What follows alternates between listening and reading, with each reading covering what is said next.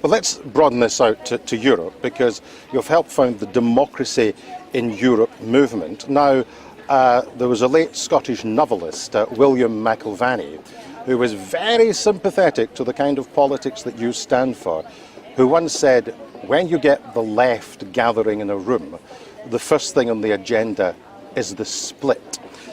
So how are you going to keep together or encourage left of centre parties with different historical traditions, perhaps with slightly different agendas, to come together on a pan-European basis to push back the politics that you find so offensive? It's such a good question. It's not easy, is it?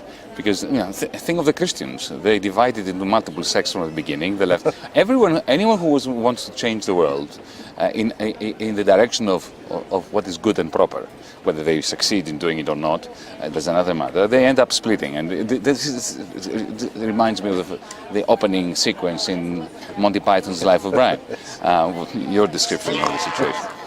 But we have no alternative. We really must get together. And look, DiEM25, the Democracy in Europe movement that we founded 2 years ago in Berlin, purposely in Berlin, is more ambitious than what you say.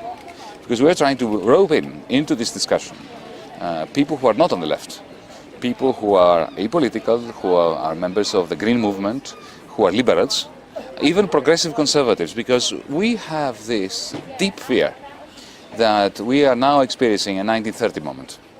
That is a little bit after, shortly after the great financial collapse of 1929. Our generation's 1929 was 2008. That 1 year that I am using as an analogy here lasted 10 years in the West today, because central banks printed a lot of money, so they dragged out this period when the patient is comatose but remains stable.